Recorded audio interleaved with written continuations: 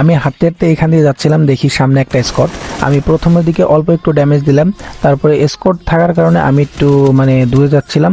এনিমিগুলো পুরো আমার দিকে রাশ করছিল, কিন্তু এন্ডিয়ান এই এনিমিদেরকে আমি কেমন করে মারি তোমরা জাস্ট দেখো guys.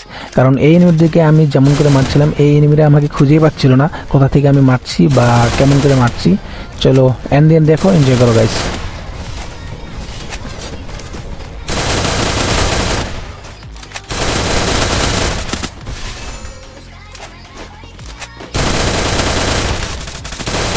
Capturing the revival point.